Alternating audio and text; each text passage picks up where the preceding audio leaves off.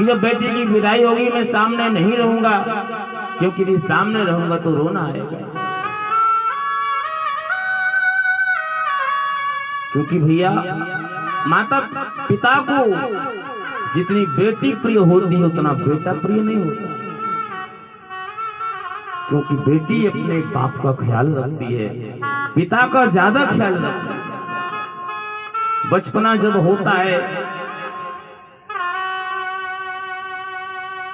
कोई यदि पूछते बेटा तुम्हारे माता पिता कौन है, तुरंत कहेगी हमारे माता पिता ही हमारा घर है।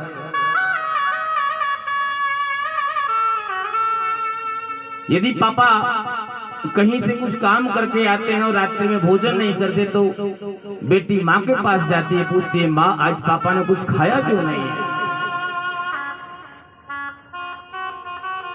तो पिता का पूरा ख्याल रखती है।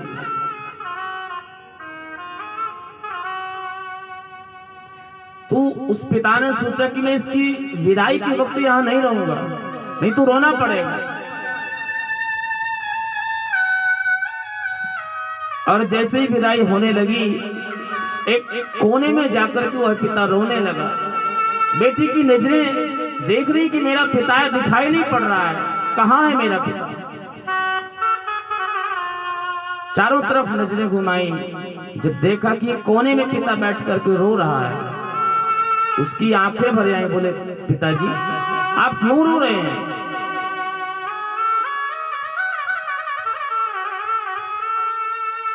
बोले जितना मैं अपने पति कुल के ससुर जो माता पिता उतना उनका ख्याल रखूंगी, उतना आपका भी ख्याल।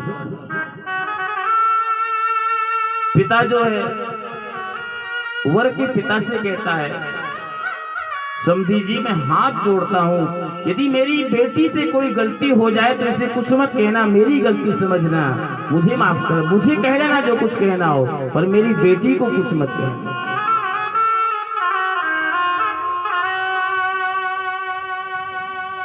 महाराज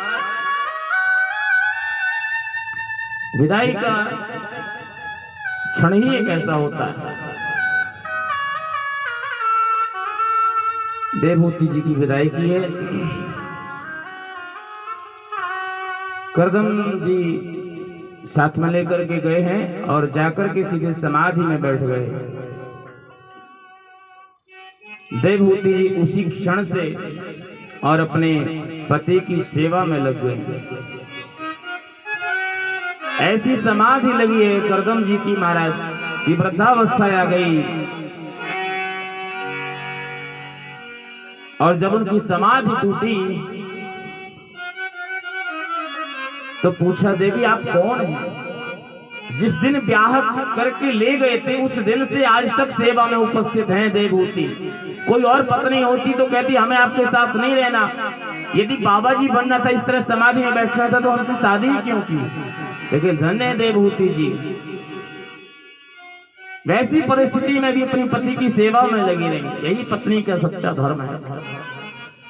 पति कैसा भी हो, अंधा लंगड़ा लूला काला कैसा भी हो, उससे प्रेम करना चाहिए। यम योगिनो योग समाधिनारहो ध्यायन्ति लिंगादसतो मुमुक्षया।